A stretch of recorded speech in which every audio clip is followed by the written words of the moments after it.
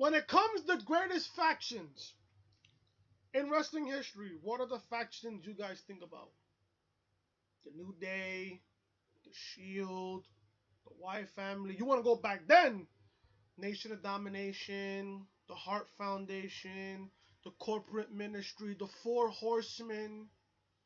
One of my favorite factions of all time. Evolution. So much fucking factions you can think of in the back of your fucking mind. I decided, and this is on the fly right now as I'm recording, instead of doing a top 5 greatest factions in wrestling history, I might as well just double it. Do a top 10. There's too many factions. There's too many great factions to do a top 5. So I'm like, you know what? Fuck it. Let's do a top 10. And I'm not talking about Ty Dillinger 10. Right now, Ty Dillinger right now is sitting in catering right now. Jesus Christ. But I'm, of course, Chris. Guys, thank you guys so much for tuning back into this channel on this Friday, February 15, 2019, All-Star Weekend. If you guys are NBA fans, we are in All-Star Weekend. Today will be the Celebrity All-Star Game. Tomorrow will be All-Star Saturday night. And then Sunday, you guys got the All-Star Game. But we're not here to talk about the NBA. NBA is a whole different topic. I said it myself that top 5 is just too fucking short. Yeah. There's too many factions, you know. There's so many factions I thought about. I'm like, who do I put in this list and who do I take out? So I'm like, you know what? Fuck it. Fuck it. And I'm going to give credit to the people in my group chat for saying this idea to me. Christopher, you should do a top 5 greatest factions. Well, I'm going to do you one better. I'm going to do a top 10. So, without any further ado, let's promote everything else I did this week. I have content this week for you guys. Raw review. Man, oh man, was Monday Night Raw completely fucking terrible. If you guys want to see a big rant, a crazy rant, go over the Raw review, man. One of my greatest rants right here on the channel. Go ahead, guys, check that out. SmackDown Live review. SmackDown Live review, man. SmackDown was pretty good, actually, than Monday Night Raw this past week. You know? The Gauntlet Max did his job. I mean, I still have my head scratching when it comes to fucking Kofi Kingston beating Samoa Joe. But that'll be another day for another topic. SmackDown Live review, guys, is up on the channel. NXT review. NXT was a not bad show last night. Or should I say back on Wednesday? I apologize. Back on Wednesday, you know, Undisputed Era makes a statement to the NXT roster. NXT is, you know, right now the top brand right now in all of WWE. NXT review is also left on the channel, guys. Please go check it out. And also, Throwback Thursday pay-per-view review from Thursday. CM Punk's greatest WrestleMania match was against The Undertaker at WrestleMania 29. Yes, folks, that matchup stole the show that night. Don't at me, bro. Don't fucking at me.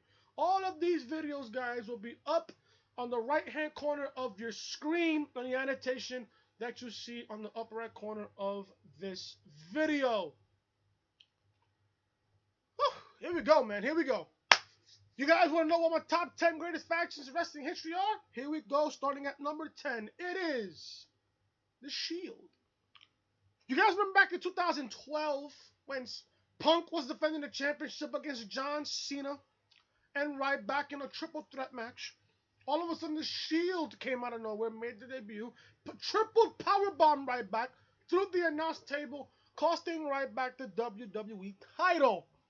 The Shield went on to make the first pay-per-view debut at TLC that same year in a 6-man TLC match against Ryback and Team Hell No and Daniel Bryan and Kane. From there, The Shield dominated throughout 2013 and 2014 until June of 2014. People were considering, after The Shield beating Evolution in the spring going into the summer of 2014, The Shield was considered as one of the greatest factions already in WWE history. Well, in my opinion, they are the greatest faction in the PG era. Yes, One of the greatest factions in the PG era. Seth Rollins turned heel. Seth Rollins went on to become Money in the Bank. That forced Reigns and Ambrose to do singles runs, and then all those guys are becoming successful right now in WWE, except for Dean Ambrose, who's having to leave the company in April after WrestleMania. So the Shield is my number 10. Number 9, folks, the Wyatt Family. Ooh, I know, Chris, right? How can you put the Wyatt Family at number 9? Well, they were over at some point. I remember Bray Wyatt and the Wyatt Family with Eric Rowan and Luke Harper made their debut in 2013 going after Kane. Remember back at SummerSlam 2013 when Bray Wyatt fought Kane in a Ring of Fire match when, you know, low-key back in the Attitude Era. It's an Inferno match.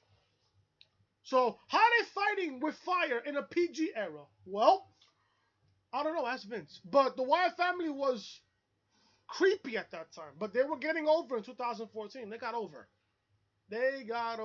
Remember how Bray Wyatt did he's got the whole world in his hands? I love that shit. Fantastic shit. I just can't see the Wyatt Family off this list. I just can't. The Wyatt Family was starting to become one of my favorites ever until they added Braun Strowman. I believe they added Strowman, in 2015. Yeah, around 2015. Wyatt Family was one of the most destructive forces in the PG era. So Wyatt Family coming in at number 9.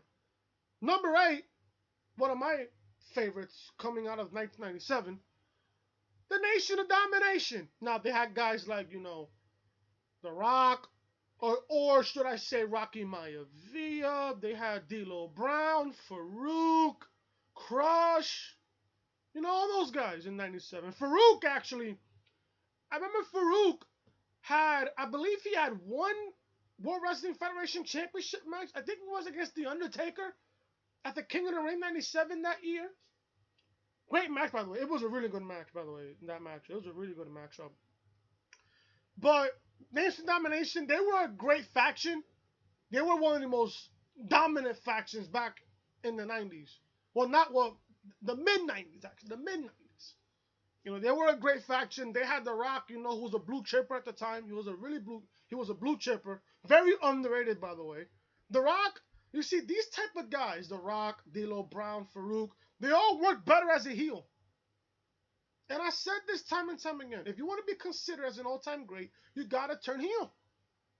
Take a stroll down the dark side a little bit. You know?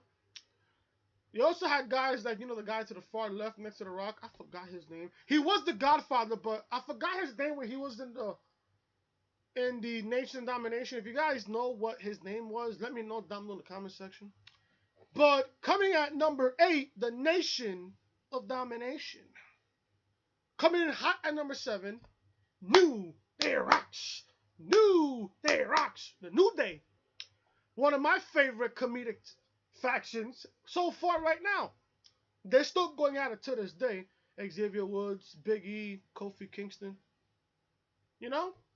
They were really funny. At the beginning when they made their debut in 2014, they were heels. Nobody was really loving them until 2015, where they started getting funny. And yeah, sure, they're on SmackDown Live, and they're one of the most funniest factions right now on the current brand on SmackDown Live. But, you know, it only comes to a time where, you know, they got to be a little bit serious. You know, I love the New Day. You know, they were the longest reigning tag team champions of all time. They beat Demolition's record. I believe back in 2016, I believe they broke that record for longest reign. I believe so.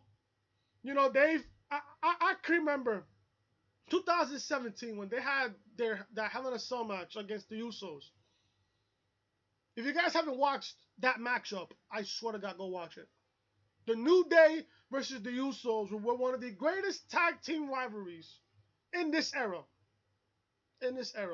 New Day coming in at number 7, one of my favorite factions right now in all of WWE. Coming in at number 6 is a sad one. I'm not gonna lie to you guys, a really sad one here. The Hart Foundation. Yeah, it's the original Hart Foundation, and Jim Neville Neidhart and Bret the Hitman Hart. They were a team with Jimmy Hart as their manager until they reunited back in 1997. This time they added Owen Hart, British Bulldog, and the Hart Foundation and the Hart family's family friend, and Brian Pillman. Now, what's crazy about this picture is, if you guys notice in this picture, British Bulldog, he's no longer with us. Brian Pillman, no longer with us. Jim the Anvil Neidhart, no longer with us. And Owen Hart, no longer with us. You know, I look at this picture and I think to myself, it's crazy how the only person living right now, living and breathing right now, in the Hart Foundation is Bret Hart. And it's crazy because the Hart Foundation was really good, especially back in 1997, you know, when they were really good heels. Bret Hart was a really good heel. Owen Hart, one of the greatest technical wrestlers ever. British Bulldog for his strength. Jim Neidhart, you know, he was just there and stuff. God rest his soul, by the way. And Brian Pillman, he was just a lunatic. Just a lunatic. One of my favorite factions of all time in the Hart Foundation. They sadly broke up after Bret leaving after the Montreal Screwjob in '97 Survivor Series in Montreal. You guys know how that went. So, you know, they were really dominant. You know, they held almost every single championship together. They held almost every single championship. Crazy. You know, Bret Hart was carrying the world title. British Bulldog was carrying the European Championship and the Tag Team Championship with Bret Hart. No, not Bret Hart. With Bret Hart. With Owen Hart. You know, Owen would sometimes be IC champion. You know, they were carrying all the gold at once. They were carrying all the gold at one time. All the gold. They were really dominant. Shows how they are really, really good. Hart Foundation at number 6. Coming into the top 5. Now, 6 through 10 was kind of easy for me. But the top 5, you guys are going to, I don't know how you guys are going to feel about number 5. Clearly, in the Attitude Era, they were really playing a big part. The corporate ministry. Chris, really? Corporate ministry number 5, yes. Yup, you're damn right. The corporate ministry, they play one of the biggest, the most craziest storylines in the Attitude Era. Remember when Undertaker was buried alive by Stone Cold Steve Austin at Rock Bottom 98? Taker all of a sudden transformed himself to a much more darker character, which I loved. You guys know how I feel about The Undertaker. My opinion, he's the greatest of all time. Then, out of nowhere, Taker says he was assembling an army. And I'm like, what type of army he's creating? Then we saw the Acolytes in Bradshaw and Farouk. Then we saw Viscera. Then we saw Midian. Then we saw the Brood in Gangrel, Edge, and Christian. Which by the way, I had to leave them out of this list. I just had to. But at least the Brood is part of this faction. They were part of this faction. So Taker had a plan. He wanted to adopt Stephanie McMahon, part of the McMahon family. This was the beginning of Stephanie coming into television. Was in 1999. And Shane revealed that he was behind the abduction of Stephanie. So Shane and The Undertaker coexisted together. So they created the corporate ministry. So Vince was by himself with Stone Cold Steve Austin. They wasn't really together. But Vince was still a babyface at that time. Until, I believe it was June of 1999. When The Undertaker revealed somebody as the greater power. So we don't know who could it be. Could it be Shane?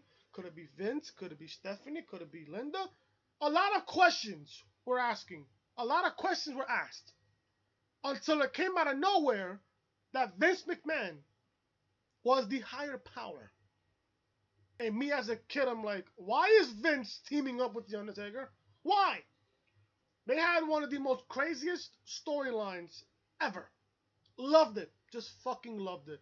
Taker still had a rivalry with Austin at the time, fighting over the World Wrestling Federation Championship in one of the most craziest storylines in 1999.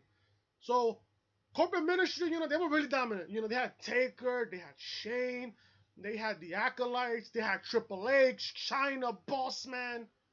Crazy fucking faction. One of the greatest factions of all time. Clearly the greatest faction in the Attitude Era. So the corporate ministry coming in at number 5. Number 4. I don't know how you guys feel about number 4. I feel like this certain faction should have been number 2 or at least number 3. But I have my reasons why I picked number 3, which you guys will find out soon. Evolution. Randy Orton, Ric Flair, Batista, and Triple H. Triple H and Ric Flair represented the past, while Batista and Randy Orton was recognized as the future of WWE, and that played a big part in today's era of professional wrestling. Triple H, man, I swear to God, him and Ric Flair, they work so well together. So well together. Let me say this, man. If Evolution is not at least in your top 5 greatest factions of all time, you do not know the sport of professional wrestling when it comes to greatest factions. This faction right here was so fucking dominant. And clearly in this picture, Triple H holding the World Heavyweight Championship, Flair and Batista was holding the World Tag Team Championships, and Orton was holding the Intercontinental Championship. At that point, they were holding all the gold on Monday Night Raw. One of my favorite factions of all time. Orton is one of my favorites. Flair, one of my favorites of all time. Triple H also. Batista, I love Batista around that time, man. Until Orton became the youngest World Heavyweight Champion in 2004, which broke Orton away from Evolution. So they were down to Flair, Hunter, and Batista. Batista won the Rumble in 2005. He went after Triple H in the World Heavyweight Championship. That officially broke off Evolution after Batista won the Royal Rumble and picked Triple H to fight at WrestleMania 21 for the World Heavyweight Championship. Let me say this now about Evolution, man. One of the greatest fucking factions of all time. No fucking question. Number 3. This is not a WWE faction. You know what I mean? You know what I mean, man? NWO. Hogan, Scott Hall, and Kevin Nash. The NWO in WCW, they were fighting with WWF at the time in the Monday Night Wars. The NWO was a big fucking factor in WCW's success during the Monday Night Wars. Hogan, I remember so vividly around 96, and I just watched the Great American Bashers last week of when Hogan was the third man. Hogan was the third man! One of my favorite moments in professional wrestling history. When Hogan was revealed as the third man. Nobody thought ever that Hulk Hogan was going to turn heel. And the crazy part about this is, nobody saw it coming. Nobody saw this entire thing come. It just came out of left field. Nobody even expected that. They ended up fucking causing chaos throughout WCW. I remember that match between Hogan and Sting at Starrcade 97. One of the greatest WCW matches of all time. NWO, man, very, very dominant when it came to the Monday Night Wars. One of my all-time favorite factions in professional wrestling history. NWO, Hall, Hogan, and Nash. Coming in at number 2, we're down to the wire, folks. Number 2. You guys are going to love this faction. The original D-Generation X that was formed in 1997.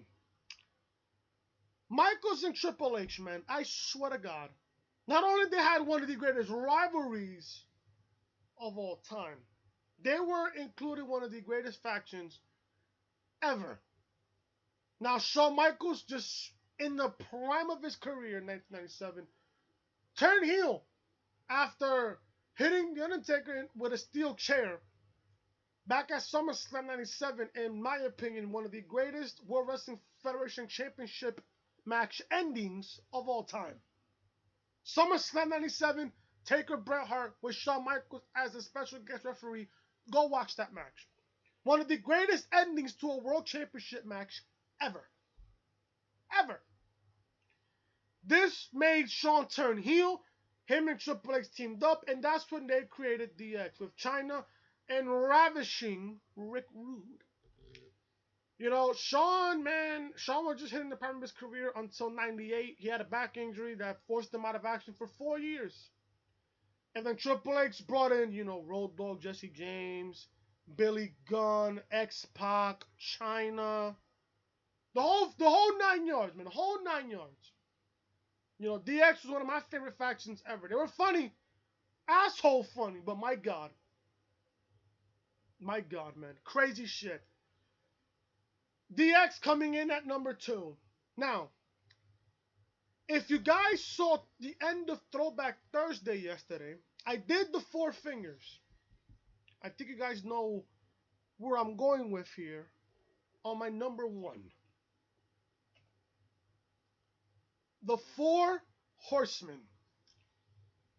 Now, Ric Flair, Ric Flair is the greatest world champion of all time. I remember my dad telling me stories about, the Four Horsemen, how they were like literally a brotherhood, they would cause chaos everywhere. My dad would tell me stories about, how Ric Flair was one of the greatest world champions of all time. Arn Anderson was a great wrestler back then. I was never living, when it came to the Four Horsemen, but I started learning how they were really together. They were like a brotherhood. They were like a brotherhood, and it's rare to find that, especially in professional wrestling. Just rare to find. But my opinion of Four Horsemen, I may have not. I wasn't living when I was watching them wrestle, but my dad would tell me stories about them and shit. He would show me footage of Ric Flair in his robes and shit, wrestling. Guys like Ricky Steamboat. Everything, crazy. Four Horsemen, the greatest faction, in my opinion, of all time. And that is your top 10. Top 10 here, guys. Shield number 10. Wyatt Family number 9. Nation of Domination number 8. New Day number 7. Hart Foundation number 6. Corporate Ministry at number 5. Evolution number 4. NWO number 3. DX number 2, and the Four Horsemen come in at number 1 as the greatest faction of all time. Thank you guys so much for tuning in. Thank you guys so much for watching this video. If you guys enjoyed this top 10 greatest faction of all time, smash that like button. Smash that like button. I want to see this video get at least 10 likes in this video. 10 fucking likes. That'll tell me that you guys really enjoyed top 10 Fridays.